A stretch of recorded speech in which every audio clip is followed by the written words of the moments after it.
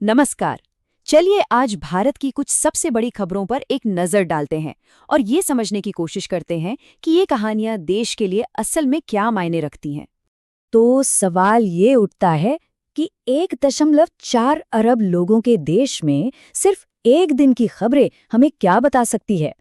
आइए आज की कुछ बड़ी कहानियों को देखें और इसी सवाल का जवाब ढूंढने की कोशिश करें। चलिए शुरू करते हैं। आज हम 4 हिस्सों में बात करेंगे, राजनीति और नीति से लेकर अदालती मामलों, समाज से जुड़े मुद्दों और दुनिया में भारत की भूमिका तक। इससे हमें एक बड़ी तस्वीर समझने में मदद मिलेगी कि ये सारी चीजें एक दूसरे से कैसे जुड़ी हुई हैं। सबसे पहले बात करते हैं सत्ता, नीति और राजनीति की, जहां कुछ अंतर्राष्ट्रीय टिप्पणियों से हलचल मची हुई है और देश की अपनी नीतियों पर भी सबकी नजर है। तो देखिए, एक बहुत ही दिलचस्प अंतर्राष्ट्रीय कहानी सामने आ रही है।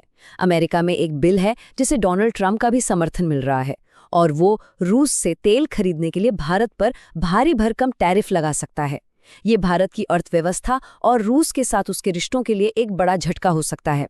इसीलिए दिल्ली में चिंता का माहौल है। भले ही सरकार ने अभी इस पर खुलकर कुछ नहीं कहा। अब देश के अंदर की एक बहुत बड़ी खबर, वोटर लिस्ट से करीब 6.5 करोड़ नाम हटा दिए गए हैं। ये एक बहुत बहुत बड़ी संख्या है। इससे ये चिंता बढ़ गई है कि कहीं इतने सारे लोग, खासकर उत्तर प्रदेश में, अपना वोट देने का अधिकार ही न खो दे। ये हमारे लोकतंत्र के लिए एक काफी गंभीर मुद्दा है। अच्छा, नीति के मोर्चे पर भी काफी कुछ हो रहा है। सरकार पहली बार पूरी तरह से डिजिटल जनगणना की तैयारी कर रही है, जो भविष्य की योजनाओं के लिए बहुत जरूरी होगी। और साथ ही तमिलनाडु और महाराष्ट्र जैसे राज्यों में राजनीतिक समीकरण भी बदल रहे हैं, जहां चुनाव से पहले नए नए गठबंधन बन रहे हैं।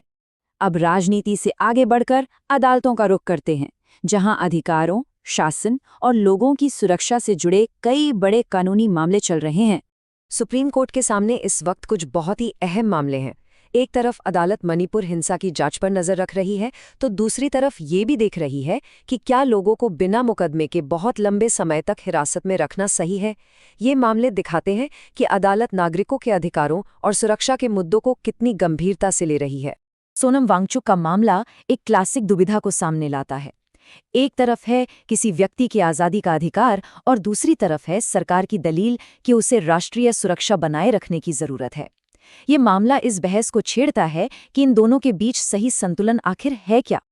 तो ये एक बहुत बड़ा सवाल खड़ा करता है, आखिर कहाँ पर जाकर राज्य की सुरक्षा किसी व्यक्ति की आज़ादी से ज्यादा जरूरी हो जाती है। ये एक ऐसा सवाल है जिसका जवाब अदालतें लगातार ढूंढने की कोशिश करती हैं। चलिए अब अदालतों से निकलकर जमीनी हकीकत पर आते हैं, जहां कई कहानियां उन सामाजिक और पर्यावरणीय चुनौतियों को दिखाती हैं जो हमारे रोजमर्रा के जीवन पर असर डाल रही हैं। एक दुखद खबर है, भारत ने अपने एक बहुत ही महान पर्यावरणविद माधव गाडगिल को खो दिया है। उन्हें अक्सर एक ऐसा भविष्यवक्ता कहा जाता था जिन्होंने दशकों पहले ही उन पर्यावरणीय संकटों के बारे में चेतावनी दे दी थी जिनका हम आज सामना कर रहे हैं। और देखिए, विडंबना ये है कि माधव गाडगिल का जाना ठीक ऐसे समय पर हुआ है जब उनकी चेतावनियां सच साबित हो रही हैं। बेंगलुरु से लेकर इंदौर तक कई शहर पीने के पानी के संकट से जूझ रहे हैं और इसकी वजह है दशकों पुराना इंफ्रास्ट्रक्चर। इसका सीधा असर लोगों के स्वास्थ्य पर पड़ रहा है। पर्यावरण के अलावा भी समाज पर कहीं और दबाव हैं। उत्तर भारत में कड़ाके की ठंड पड़ रही है, महिलाओं के खिलाफ अपराध की खबरें चिंता बढ़ा रही हैं और एग्जाम पेपर लीक जैसी समस्याएं सिस्टम में भरोसे को कम कर रही हैं। ये सारी बातें दिखाती हैं कि आम लोगों को किन किन मुश्किलों का सामना करना पड़ रहा है। और आखिर में चलिए देखते हैं कि विश्व मंच पर भारत की क्या स्थिति है, मतलब कि कूटनीति, व्यापार और दूसरे देशों के साथ रिश्तों में क्या चल रहा है।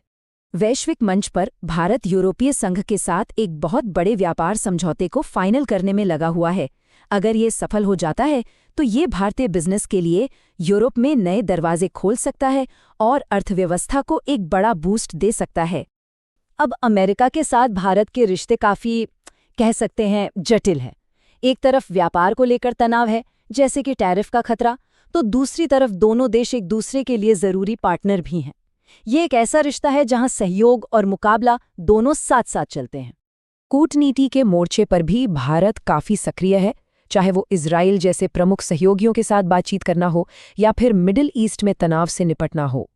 ये दिखाता है कि भारत वैश्विक मामलों में एक महत्वपूर्ण भूमिका निभा रहा है।